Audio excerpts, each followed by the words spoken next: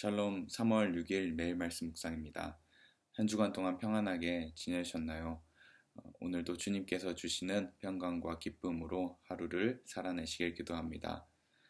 오늘은 이사야서 61장 3절 말씀을 통해서 주님께서 주시는 은혜에 대해서 잠시 묵상해 보고자 합니다.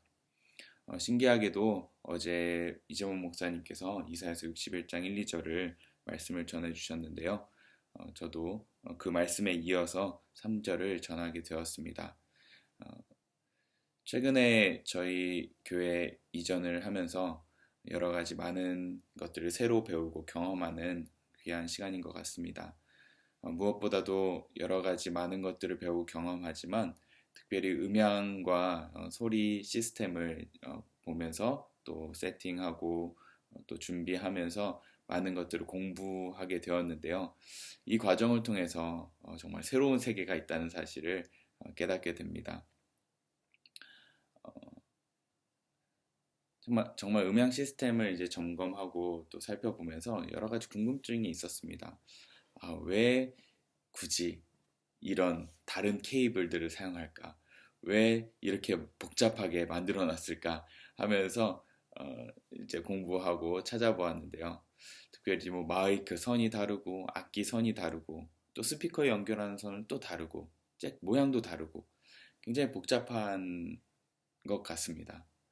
그런데 너무나 신기한 건 또 뭐냐면 모양은 똑같이 생긴 것 같고 비슷하게 생긴 것 같은데 잘 안 들리고 지직거리던 그런 소리가 케이블 하나만 바꿨을 뿐인데 소리가 맑고 선명해지는 것입니다. 참 신기하다라는 그런 생각을 하게 되었습니다. 이런 것을 보면서 참 느끼게 된 것이 악기도 정말 목적된 대로 만들어진 대로 껴야 될 때 끼고 또 사용되어야 할 케이블을 쓰면 그렇게 맑고 깨끗한 소리가 나는데 사람도 목적대로 창조된 모습이 있고 그렇게 하나님이 의도하신 방향이 있을진데 그렇게 살지 않을 경우에는 우리 인생도 지직거릴 수밖에 없겠구나. 그러나 바른 케이블을 사용하고 또 원래 써야 되는 것에 쓰면 맑고 청아한 소리가 나듯이 우리 인생 또한 하나님의 뜻에 따라 살아야 하는구나. 그리고 그렇게 살아갈 때 하나님께 온전한 영광을 돌릴 수 있겠구나 라는 생각을 하게 되었습니다. 참 모든 인생이 축복과 번영을 바라고 또 그것만이 행복한 인생이라고 생각하지만 근데 사실 실상 우리의 인생을 살펴보면 고통과 번뇌가 가득하지 않습니까?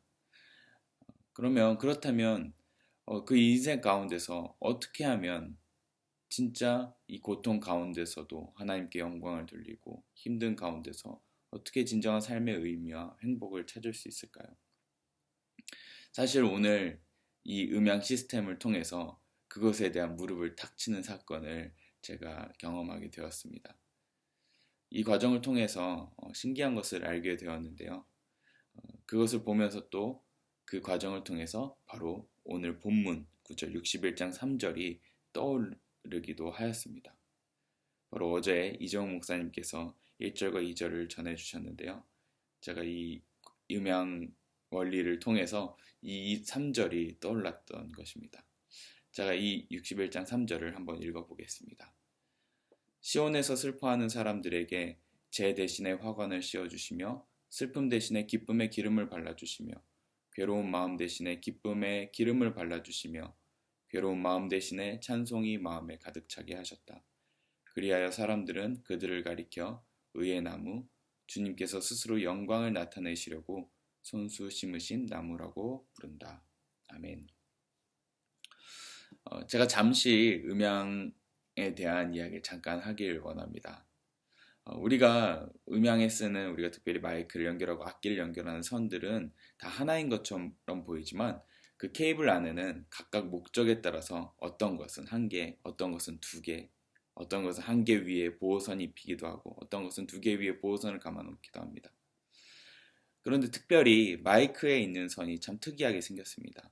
어떻게 생겼냐면요. 다른 선들은 다 손가락 모양처럼 바로 구멍에 딱 넣으면 들어가는 그런 모양으로 생겨 있지만 마이크에서는 마치 선이 세 개, 삼지창처럼 선이 세 개의 길다란 것들이 튀어나와서 그것이 똑같은 모양에 딱 들어가야 맞게 설계되어 있습니다. 그래서 우리 찬양팀에서는 그것을 삼지창 혹은 포크같이 생긴 케이블이라고 얘기합니다. 이 케이블을 캐논 잭 혹은 뭐 XLR 케이블이라고 얘기를 하는데요. 참 특이하게 생겼다라는 생각을 하면서 왜 굳이 이렇게까지 만들까? 왜 이렇게 다르게 만들어서 우리를 힘들게 하나? 이런 생각을 하게 되었었는데요. 제가 이 선들에 대해서 소리가 다르게 나고 왜 이렇게 만들었을까라는 것을 찾아보다 보니 참 놀라웠습니다.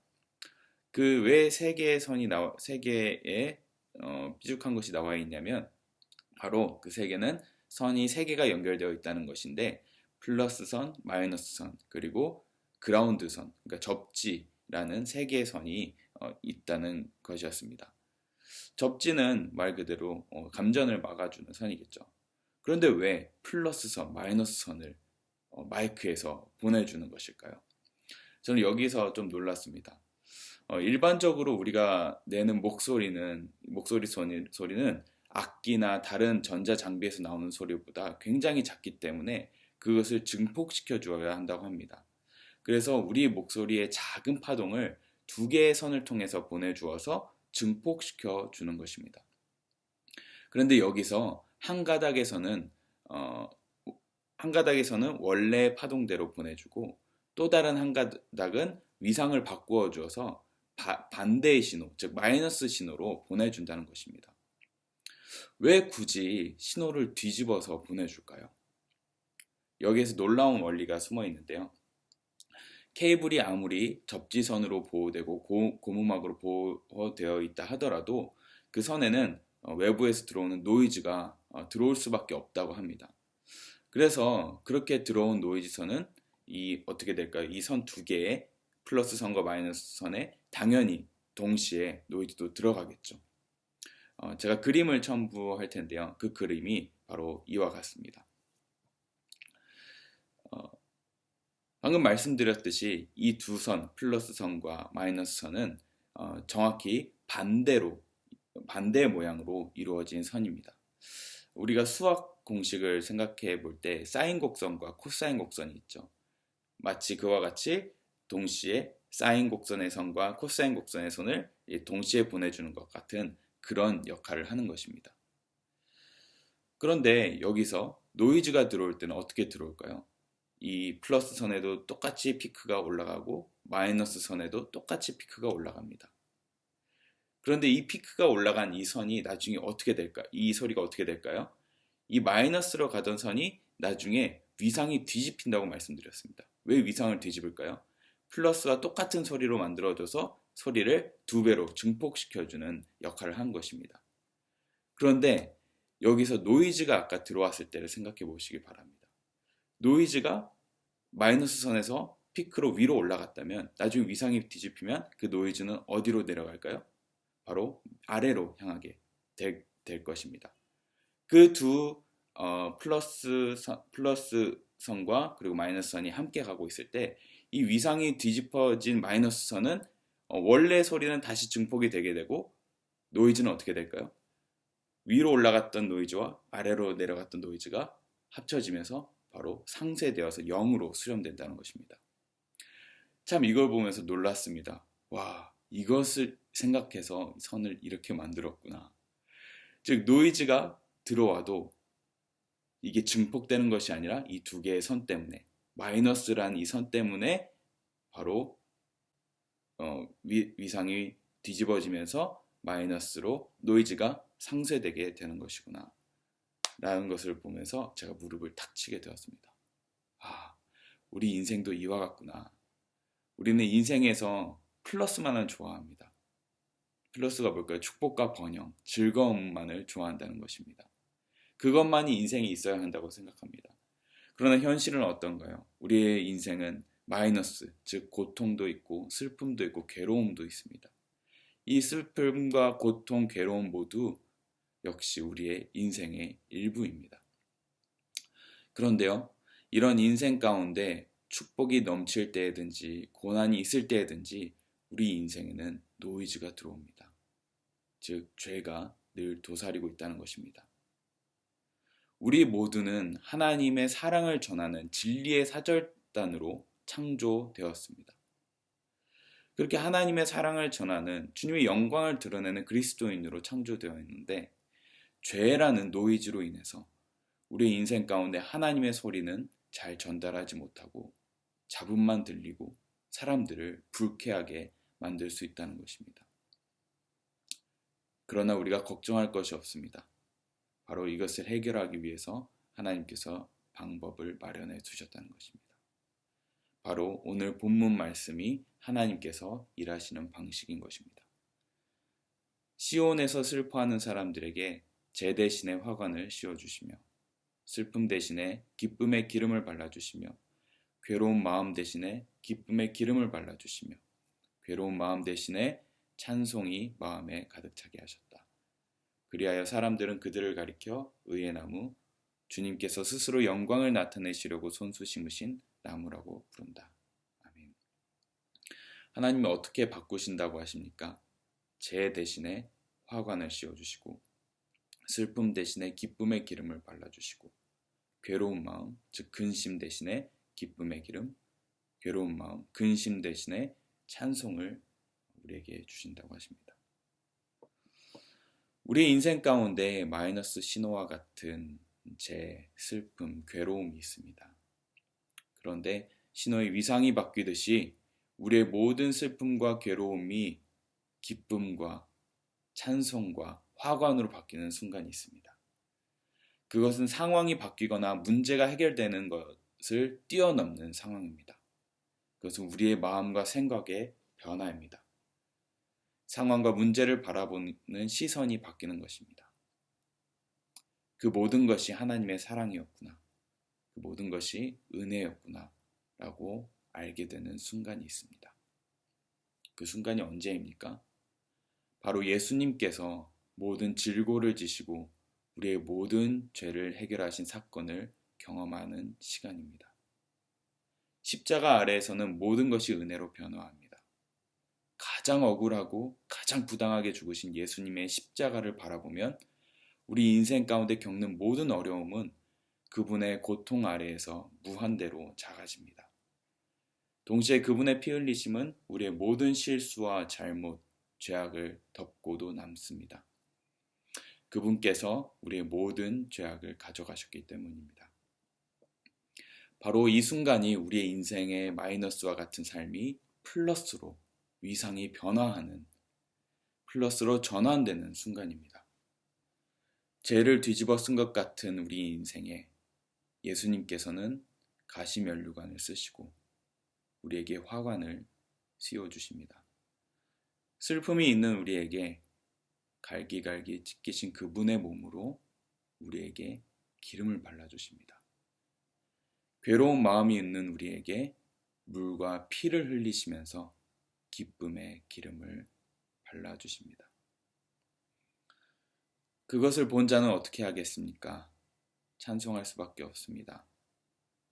그분을 노래할 수밖에 없습니다. 우리가 잘 나갈 때 저지른 죄악들, 고통을 당할 때 지은 모든 죄악들은 바로 우리의 마이너스와 같은 우리 인생 가운데 예수님으로 인한 찬송과 기쁨, 감사의 신호로 위상이 바뀌기 시작할 때 우리의 모든 인생의 노이즈, 즉 죄악은 사라지고 원래의 축복된 삶으로 증폭되기 시작한다는 것입니다. 바로 바울이 그러한 삶을 살았습니다. 고린도후서 1장 5절에 바울이 고백합니다. 그리스도의 고난이 우리에게 넘치는 것과 같이 그리스도로 말미암아 우리의 위로도 또한 넘칩니다. 또한 시편 기자도 이렇게 고백합니다. 시편 119편 71편 고난을 당한 것이 내게는 오히려 유익하게 되었습니다. 그 고난 때문에 나는 주님의 율례를 배웠습니다. 이 모든 고백이 어떻게 가능하게 된 것입니까? 바로 예수님의 고난 때문에 가능하게 됩니다. 예수님께서 고난을 통해서 우리에게 어떤 일을 행하셨나요? 히브리서 13장 12절 그러므로 예수께서도 자기의 피로 백성을 거룩하게 하시려고 성문 밖에서 고난을 받으셨습니다. 아멘. 그러므로 바로 이 위상의 전환이 일어날 때 우리는 그리스도인답게 살아낼 수 있습니다. 그것을 경험한 바울이 똑같은 고백을 합니다. 로마서 15장에 이렇게 고백합니다. 하나님께서 이 은혜를 내게 주신 것은 나로 하여금 이방 사람에게 보내심을 받은 그리스도 예수의 일꾼이 되게 하여 하나님의 복음을 전하는 제사장의 직무를 수행하게 하시려는 것입니다. 그리하여 이방 사람들로 하여금 성령으로 거룩하게 되게 하여 하나님께서 기쁨으로 받으실 제물이 되게 하시려는 것입니다. 아멘. 또 고백합니다. 고린도전서 15장 10절에 은혜로 고백합니다. 그러나 나는 하나님의 은혜로 오늘의 내가 되었습니다. 나에게 베풀어 주신 하나님의 은혜는 헛되지 않았습니다. 나는 사도들 가운데 어느 누구보다도 더 열심히 일하였습니다. 그러나 이렇게 일한 것은 내가 아니라 나와 함께 하신 하나님의 은혜입니다. 아멘. 비록 우리가 살아가는 인생 가운데 여전히 어려움이 있고 마이너스와 같은 순간들이 있지만 하나님은 그것마저 복으로 바꾸셔서 우리를 하나님을 영화롭게 하는 삶으로 이끄실 것입니다. 아니, 지금 이미 그렇게 이끌고 계시는 줄 믿습니다.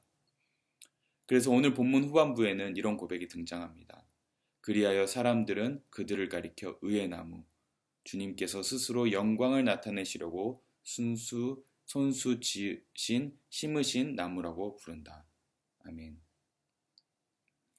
슬픔과 고통과 괴로운 마음으로 죄를 뒤집어 쓴 인생에게 하나님은 사람들의 입을 통하여서, 나의 입이 아니라 다른 사람들의 입을 통하여서 우리를 주님이 지으신 나무, 주님의 영광을 드러내는 사람이라는 칭호를 받게 하신다고 하십니다.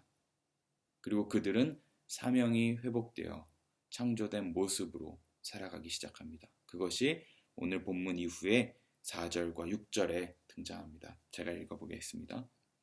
그들은 오래전에 황폐해진 곳을 쌓으며 오랫동안 무너져 있던 곳도 세울 것이다. 황폐한 성읍들을 새로 세우며 대대로 무너진 채로 버려져 있던 곳을 다시 세울 것이다. 6절 사람들은 너희를 주님의 제사장이라고 부를 것이며 우리 하나님의 봉사자라고 일컬을 것이다. 열방의 재물이 너희 것이 되어 너희가 마음껏 쓸 것이고 그들의 부귀 영화가 바로 너희 것임을 너희가 자랑할 것이다. 아멘. 오늘 하루 마이너스와 같은 삶으로 느껴질지라도, 그런 일을 경험할지라도 그 모든 것을 예수님 십자가 앞에 내려놓으시길 바랍니다. 그 순간 우리의 모든 슬픔과 괴로움, 근심은 기쁨과 찬송으로 변화하여 우리의 모든 삶은 거룩하고 흠이 없이 변화하여 주님의 영광을 드러내는 증폭된 삶으로 변화할 것입니다. 오늘 하루 그 예수님을 묵상하고 그분께 모든 것을 내어드리는 그런 삶을 살아내시길 기도합니다. 기도하겠습니다. 사랑의 하나님, 감사합니다. 비록 우리의 삶이 마이너스 같을지라도 그것마저도 주님께서 변화시키셔서 기쁨과 찬송으로, 화관으로 영화롭게 하여 주실 줄 믿습니다. 그 순간에 우리의 모든 죄악은 사라지고 우리가 거룩하게 되어 주님을 영화롭게 해드리는 그런 삶으로 오늘 하루를 살아낼 수 있도록 인도하여 주시옵소서. 감사드리며 예수님 이름으로 기도합니다. 아멘.